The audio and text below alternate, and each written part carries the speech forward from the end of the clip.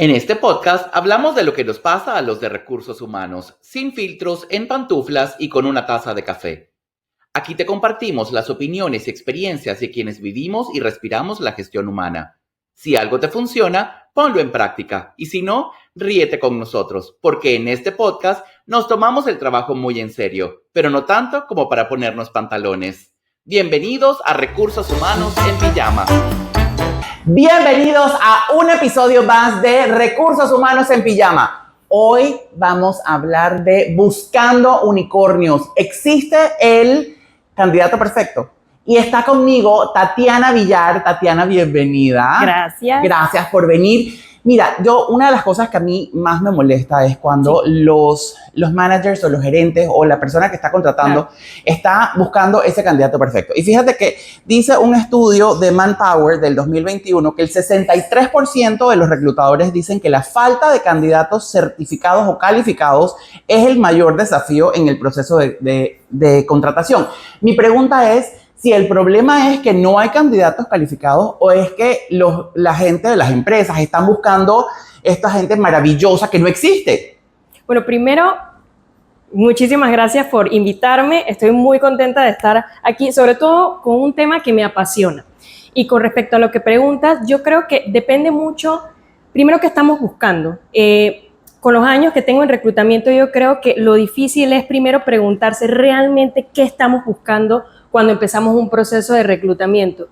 ¿Buscamos personas solo que estén bien certificadas o buscamos personas también que estén abiertas al aprendizaje, que puedan tener la capacidad de adaptarse? Entonces, creo que por ahí empezar, primero a definir con el equipo qué es lo que queremos sería importante. ¿Cuál es la posición más loca? Porque, a ver, yo siempre digo que cuando te piden, la posición fantasma para mí es el contador bilingüe. O sea, el contador bilingüe es como que quiero panqueque con poroto. O sea, definitivamente es una de esas posiciones que es difícil. Pero ¿cuál es la que tú dirías que más te ha costado?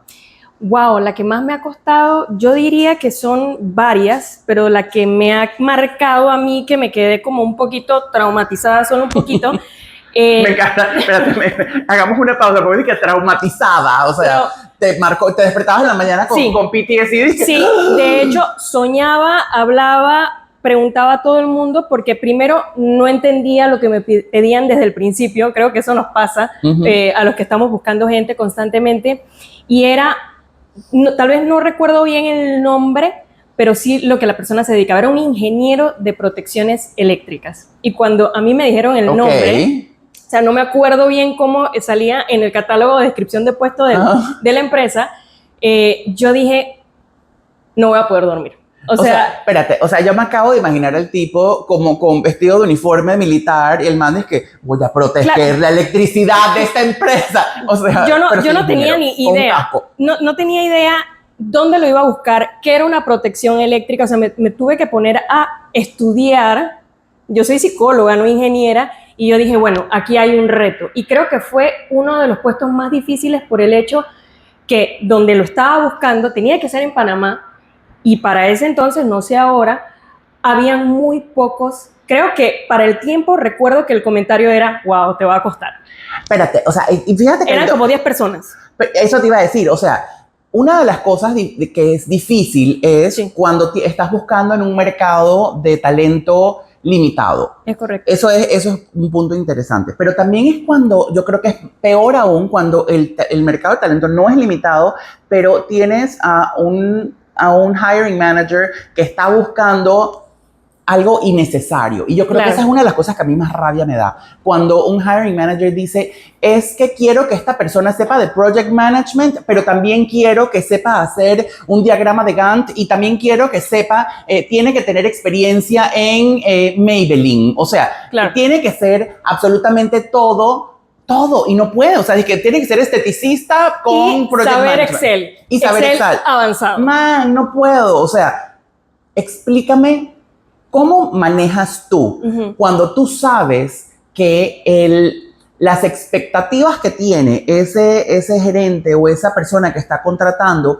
que son irreales, pero que también son innecesarias. O sea, como de verdad tú necesitas que esa persona sepa ser maquillista y al mismo tiempo sepa project management. O sea, ¿Cómo Sí. lo manejas? O sea, por lo menos en mi caso particular, y esto lo he hablado con varios colegas, incluso en algún momento lo habré hablado contigo, primero abrir tus oídos, o sea, abrir la escucha. La escucha activa es muy importante, porque a veces lo que a mí particularmente me ha pasado es que me lleno de miedos y constantemente estoy pensando, wow, esto va a ser una limitante, porque es la realidad. Ujú. Entonces, yo lo primero que hago es, primero llevar mis notas, mi cuaderno de notas, y Me estar encanta que tú abierta. escribes en cuaderno, o sea, Sí, tú haces que yo soy old school sí, total old con fashion tu way, cuaderno, sí, claro. total.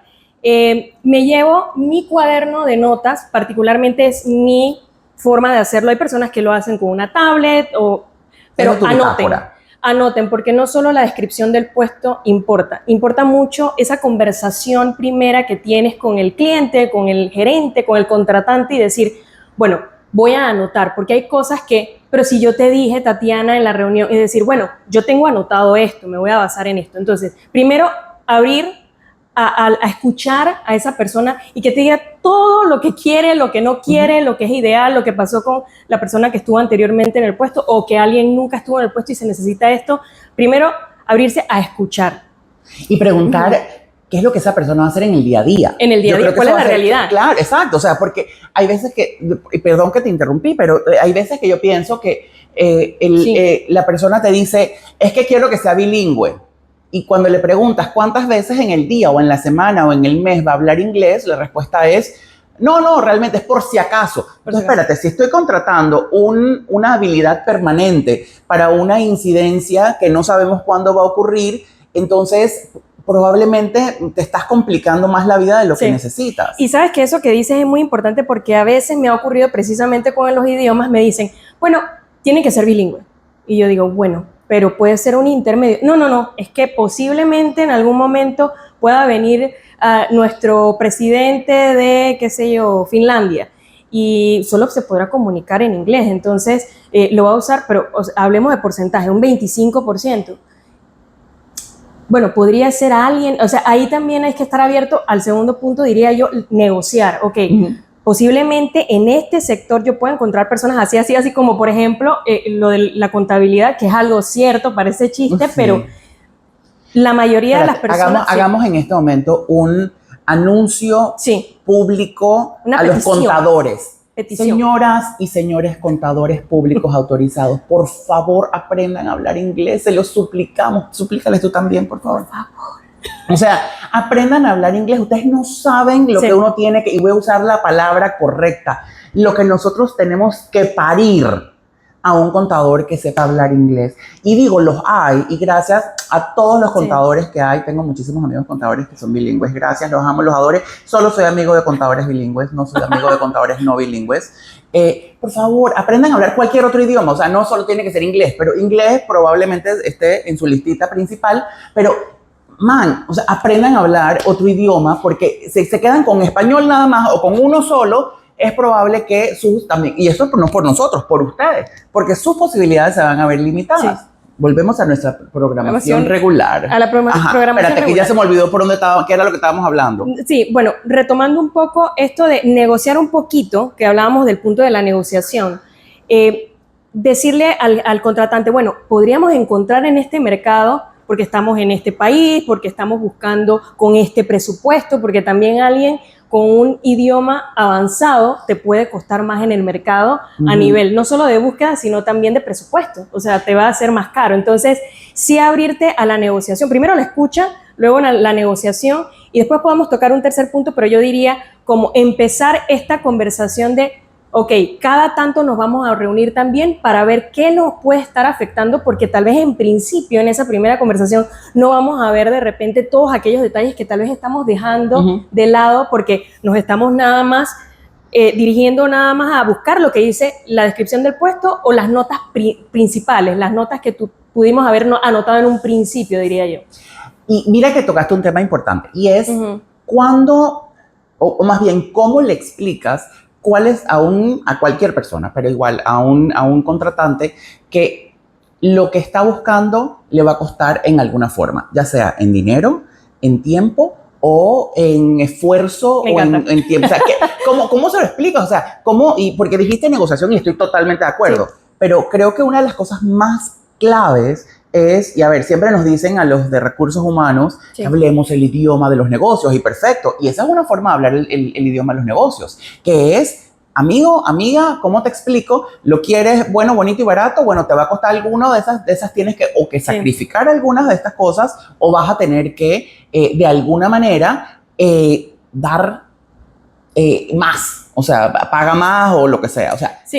¿cómo lo atacas? Bueno, primero yo diría que también tomar en cuenta cómo yo voy a persuadir también a la persona que va a contratar para que esté abierto a que vamos a tener que modificar algunas cosas. Volviendo al puesto este que fue traumático, el de ingeniero de protecciones eléctricas, yo dije, bueno, No supero ese título. como yo no tenía experiencia en aquel entonces y todavía me parece un puesto supremamente difícil, por lo menos en el mercado de Panamá, yo dije, bueno, primero tengo que hablar con la gente que está en el medio, ingenieros eléctricos, electromecánicos y demás. Primero me empapé y yo dije, voy a tener que tener varias reuniones con este contratante, con este hiring manager que pues, estaba interno, y decir, bueno, vamos a programar una reunión cada semana porque esto es urgente. Hay pocas personas y me enteré que en aquel entonces, te digo, no sabía, no sé cuántos hay ahora, en aquel entonces eran 10 personas. O sea 10 personas que probablemente no existía la carrera aquí, que se fueron a estudiar a Rusia. Y en efecto. Y lo peor es que muchos ya estaban en proyectos. Entonces, los tiempos, manejar el presupuesto, manejar y entender, esta persona está en un proyecto hasta octubre. Y nuestro proyecto creo que empezaba en septiembre. Tal vez estoy como confundiendo tiempos, pero decir, bueno, mira, es que este ingeniero está disponible, pero en octubre. No, y el otro está disponible en noviembre. Y nuestro proyecto es en septiembre. Entonces, todas estas cosas, entender que no solo es el trabajo desde el reclutador o recursos humanos, es entender que también esos que están afuera, esos expertos que tal vez escasean, tienen sus propios tiempos y están disponibles para ofrecerte el servicio en tal momento. Entonces, todas esas cosas influyen y te rompe ese sueño de, ay, va a empezar el 15 de septiembre y va a ser así. Y la verdad es que sale de la realidad. Y es que yo creo que a veces, a ver, hay dos cosas, y voy a ir por otro tema, pero hay dos cosas que a mí me hacen así que la piel me salgan llagas. Sí. Una es cuando las personas piensan que nosotros tenemos los trabajos guardados en los cajones y te escriben y te dicen, ayúdame a conseguir un trabajo. Amiga, yo con mucho gusto circulo tu hoja de vida, yo con mucho, y esto nada más es también un PSA para todo el mundo. O sea, de verdad, denme su currículum, yo con mucho gusto lo circulo, les comparto, cuando veo una posición que me parece interesante, te la voy a compartir. Fine. Pero creo que no hay nada que me irrite más que un hiring manager. Y por cierto, nosotros decimos hiring manager porque nosotros hablamos el mismo idioma, pero, o sea, por si acaso es el gerente contratante o la persona que contrata la posición. No nos vayan a criticar por esto. Sí, no nos odian. Anyway, ya. Entonces, que un hiring manager piensa que nosotros tenemos como un archivador. Dice que ingeniero de áreas reducidas. Aquí está. ¿Por qué letra quieres que empiece? Por la R, perfecto. Roberto, listo, aquí está. O sea, no tenemos a la gente guardada en un lugar. Y yo creo que, a ver, hace muchos años, y más de los que quisiera admitir, pero hace muchos años yo busqué cambiar un poco mi forma de trabajar con reclutamiento. ¿A qué me refiero con eso? Comencé a que mis equipos de reclutamiento, en vez de ser psicólogos, y yo soy psicólogo, pero en vez de ser psicólogos, fueran marketers. Entonces, la gente... me parece interesante. Mira, de verdad, y por ahí hay una que va a ver este programa y va a saber de quién estoy hablando, pero fue brillante porque lo que estábamos buscando era cómo promover trabajos. O sea, cuando hablamos de como vender, o sea, te estoy entendiendo. ¿Cómo venderlo? Claro. Entonces, porque en principio mucha gente piensa que tendría que ser psicólogo y es algo que también he hablado con colegas, o sea, no solo contigo, yo también soy psicóloga, pero también está interesante ese punto de vista como que, alguien que mercadee la marca, la descripción del puesto. Claro. Porque vendes, al final vendes. Y es que al final estás vendiendo trabajos. Correcto. Y cuando comenzamos a cambiar eso, porque yo decía, los psicólogos podemos ver el tema de selección. Siempre es bueno tener un poco de variedad en tus equipos de todas formas. Total. Pero los psicólogos podemos ver el tema de selección, podemos entender un poco rasgos de personalidad que pueden hacer tendencia en la forma en que la persona se va a desempeñar. Perfecto. Sin embargo, esa no es ni siquiera la parte difícil. La parte difícil es encontrar encuentra a la persona primero. Exacto. Entonces yo dije, si lo que yo estoy buscando es que alguien entienda y encuentre mi posición, Exacto. entonces la que estoy buscando, entonces voy a buscarme a alguien de mercadeo. Y eso fue clave. ¿Por qué? Porque pensaban con una mentalidad muy diferente, una mentalidad de venta, una mentalidad de cómo le llego al mercado, al target market, cómo le llego a las personas que tienen este perfil. Y fue fantástico. Entonces, claro, tenía un balance. Tenía un balance de marketers y tenía con psicólogos, y eso me ayudó un montón a que estos equipos funcionaran, o sea, en una belleza. Y ojo, esto era en los tiempos de que los call centers estaban empezando, o por lo menos aquí. Que había un boom, ¿no? También. Había un boom, sí. Y había mucha competencia, y aparte de eso, la gente no sabía lo que era un call center, y fue increíble porque nosotros, aparte de todo, contratábamos 25 personas a la semana. Wow. Nuevas por rotación y por proyectos nuevos. Sí, ahora que mencionas esto me parece súper interesante y súper importante, porque la gente piensa que reclutamiento es solo la búsqueda del perfil perfecto. Cuando tú encuentras a la persona, porque también la pregunta está, ok, encuentro a la persona, pero tú también tienes que vender. O sea, tienes que vender la idea, claro, que esa persona cambie su vida, que deje el trabajo donde está posiblemente, o que deje el rubro donde está y cambiar su vida, y poder ella misma decir, sí, voy a aceptar esto, porque no es solo encontrar a la persona. Exacto, ¿correcto? O sea, exacto. Porque es lo otro. Claro, y yo creo que hay una línea muy delgada entre cuando vendemos humo, correcto. o sea, una línea ética muy, muy delgada cuando vendemos humo a la persona de ven, que este es el mejor trabajo del mundo. Y después de las 3 semanas estamos despidiendo a la persona porque Exacto. no sirvió o porque no le gustó al final al jefe. O sea, qué duro esa parte. Historias de la vida real. Historias de la vida real, y venimos con ustedes en el próximo segmento. Vamos a conocer un poquito más de Tatiana, pero sobre todo vamos a escuchar historias de la cripta. No se vayan, que ya regresamos. ¡Mua!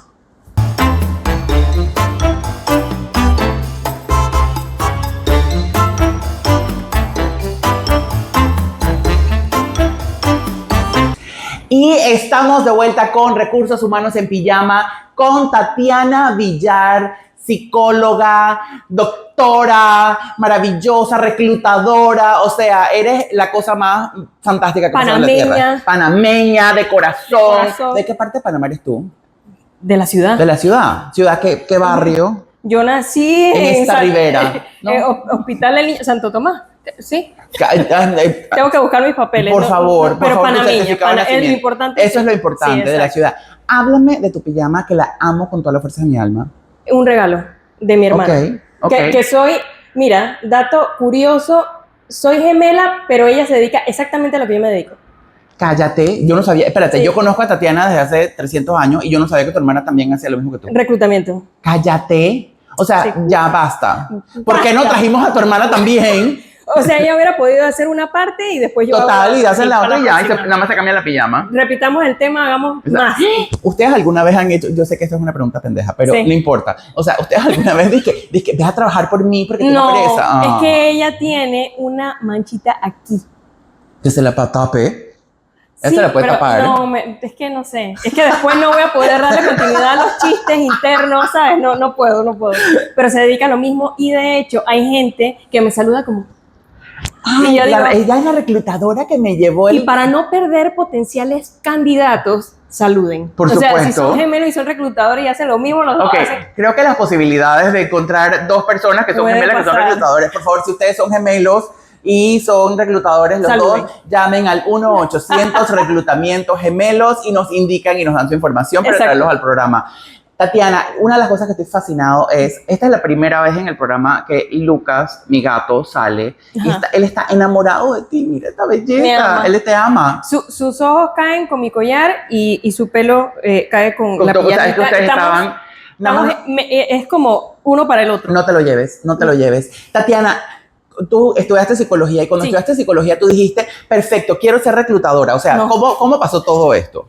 Idealmente yo dije... Quiero conocer por qué las personas hacen lo que hacen. Y quería huir de las matemáticas. Me equivoqué. Exacto, claro. Yo creo que todos nos vamos por esa parte. Enfrenté estadística, sobreviví. Pero en principio quería ser psicóloga clínica. De hecho, después estudié una maestría en psicología clínica, pero me dediqué al reclutamiento porque, bueno, en principio cuando me gradué como psicóloga general de la Universidad de Panamá, el primer trabajo que pude encontrar fue relacionado a recursos humanos, que es la realidad de mucha gente. De muchos, claro. Y sobre todo en el mercado de Panamá, que es mi caso, pude encontrar trabajo ahí. O sea, fue una cuestión y me encantó, porque yo de hecho, cuando empecé a hacer prácticas profesionales, fueron en reclutamiento. Entonces, Claro. fue como una oportunidad y la vida me fue llevando, pero lo que más me gusta de reclutamiento es que puede ser la primera cara de algo y también le puedes cambiar la vida a la gente. Espérate, y aparte de todo, al final cumpliste con lo que tú querías hacer, Sí. es conocer, porque hay una cosa, hay una realidad, y la realidad es que en reclutamiento uno está constantemente, quizás no llegamos a la profundidad de entender por qué la gente hace las cosas, pero podemos de alguna manera ver diferentes comportamientos. Total. Y de alguna forma, cuando sí contratamos a una persona, ver cómo esos comportamientos se desenvuelven entonces en el día a día del trabajo. Total, total. Y de hecho, cuando tú estás haciendo entrevistas, que yo he hecho un montón, bueno, así como tú también, pero he hecho tantas entrevistas que ya empiezo, por ejemplo, no a adivinar cosas, pero sí leo comportamientos, por ejemplo, cuando una persona no está muy enganchada a la propuesta que tal vez le traigo. El comportamiento se ve cuando alguien posiblemente no está tan interesado y yo digo, bueno, tal vez tengo que cambiar un poquito la negociación y decirle, mira, también tengo este puesto, porque también es entender qué necesita el otro. Claro, claro. Y fíjate que dijiste algo interesante, y yo tengo una de esas cosas que me dan también urticaria, Ajá. y es el hecho de que la gente que dice, no me hizo clic. Qué bueno que lo dices. No soporto. Yo pensaba que era la única. O sea, No. de verdad, por favor, esto de ¿cómo te fue en la entrevista? No No sé me si te hizo estás clic. refiriendo a esto, pero sentí algo, pero por favor, demos retroalimentación completa. O sea, ¿qué pensamos del candidato, pero en específico? Seamos como más completos. ¿Eso es lo que quieres decir? Sí, no, y Total. aparte de eso, espérate, y que me quiero ir por esta ruta que yo creo que esos unicornios, que a veces, listo, Sí. te costó encontrar a la persona que es contadora pública autorizada, certificada por el Gobierno Nacional de la República de Chipre, y aparte de eso es bilingüe, además habla portugués y además de eso nació en esta ribera del Arauca vibrador, lo tenía que decir. Y, o sea, perfecto, se la pones enfrente a la persona que está contratando y te dice, es que no me hizo clic. Eso pasa mucho. ¿Cómo pasa? Pero espérate, ¿cómo manejas esos sesgos que puede tener a un hiring manager que realmente son irracionales? Que es como, es que no me gusta no me gustó cómo estaba vestida, no me gustó la forma en que hablaba, no me gustó. Y comienzas a darte cuenta de que sus sesgos entonces se convierten entonces en el impedimento. Ya no es la capacidad de la persona, no son sus habilidades, Sí. no es su experiencia, no es su conocimiento, son otras cosas que no tienen nada que ver con la aplicación del puesto. O sea, eso es aún peor. ¿Cómo agarras a esta persona y no la matas, pero Sí. llegas a decirle haz algo mejor? Y qué bueno que lo estás tocando, porque se ve que has sufrido esta situación. Creo que lo dices desde el corazón. Sí, lo digo desde el fondo de mi alma. Primero, hablar con una forma, pero de una forma bastante honesta con el contratante y decir, mira, tú estás necesitando esto, hemos encontrado esto, pero tú me sales con esto. No solo ser honesto, sino decir, y no tratarlo como de que eres la piedra en mi zapato, no. Es decir, tú mismo te estás tal vez limitando, porque hay una cosa que existe, que es la realidad cuando tú contratas, hay un periodo de prueba. A Claro. veces las personas no muestran todo lo que son en una entrevista nada más, o en alguna evaluación que tú le pongas, que sea que una prueba técnica o algo así. Darle también la oportunidad a una persona. Mira, si tienes dudas, por ejemplo, vender la idea de otra entrevista. Claro. Sé que puede ser súper cansón como que, bueno, y no solo para el gerente o el contratante, también para el candidato, decir, bueno, necesitamos conversar contigo nuevamente porque hay cositas que tal vez en un principio no podemos realmente evaluar de forma completa y entender con una sola conversación. O sea, hacerle también entender a la persona que está en búsqueda de este nuevo miembro del equipo que hay cosas que debemos también estar abiertos a enseñar, a entrenar, que la persona no va a venir perfecta y va a decir, o sea, tenemos que conocer a la persona y decir, oye, vamos a darle la oportunidad porque mira, yo sé que, y yo le decía esto a un colega, a veces tomamos decisiones basándonos en potenciales. Y está bien, o sea, espérate, Sí. yo creo y confío en las contrataciones por potencial. O sea, Total. O sea, el potencial, pero, a ver, potencial en positivo, porque hay gente Claro. que también, si estás muy lejos, no puedes contratar. Y cuando hablamos de hablar de contratar el potencial es, esta persona está 50% a donde yo necesito que esté, está en 30%, o sabes que está en un 0%, pero Sí. tiene estas otras habilidades que son transferibles, que esa es otra cosa que la total. gente tampoco, o sea, ahorita vamos a hablar de eso, pero esa es otra cosa, pero, y poder decir, yo te entreno, yo te doy un poquito Claro. más de información, esta experiencia te va a llevar a donde quieres. Y yo creo que el hecho de que a veces los hiring managers quieren a la gente completa ya, o sea, Preparada, lista. y aparte la quieren joven. Quiero que tenga 20 años, que por cierto la edad no tiene nada que ver. En estos días hablaba con un colega y le decía, un colega no, perdón, era una persona que me decía, sí, pero es que a los jóvenes le están dando todas las oportunidades. Le digo, porque es que los jóvenes son los nuevos que están en el mercado. Sin embargo, eso no quiere decir que debemos, como organizaciones, desestimar la experiencia de las personas que tienen más experiencia, más maduras, que han pasado por mucho más. Esos estigmas que ocurren cuando es que está muy vieja, o está muy viejo, o es mamá. Digo, pasa. Pasa. Y yo sé que esto más allá, y esto es parte de los unicornios, porque ahí es donde te comienzan a poner trabas. Encontraste el talento para hacer, pero entonces no les gusta el paquete del ser. O sea, la persona es mamá de 45 años. Vive a 45 minutos de la oficina, me lo han dicho. Claro, o sea, y que tú te son quedas como ridiculeces, y digo ridiculeces porque no tienen nada que ver. Y con esta persona con la que estaba hablando, me decía, aparte de todo, me decía, es que yo creo que hay que poner la edad en el currículum. Y yo decía, pero ¿para fuerte. qué? ¿Para qué? Y de verdad, era una señora que abrió la conversación diciéndome, yo tengo 54 años y yo en mi cabeza decía, y no era una entrevista, era una persona que me encontré en la calle, y yo decía, o sea, ¿por qué la edad es un punto importante? Porque ella misma tenía el estigma de que por su edad ella ya no era contratable.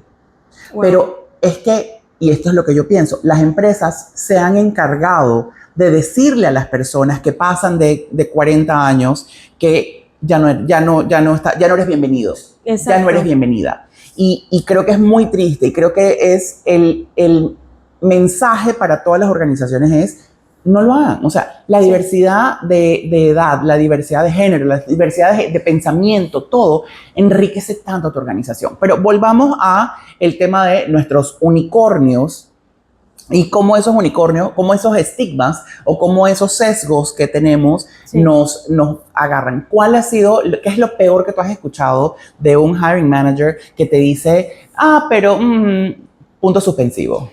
Bueno, en realidad una cosa que me pareció súper fuerte fue justo cuando termina cada entrevista, bueno, en los últimos lugares donde he trabajado, siempre tiendo a dejarle un pequeño mensajito, porque pido también una retroalimentación, un feedback, el famoso feedback, luego justo después de la entrevista para tener la información rapidito.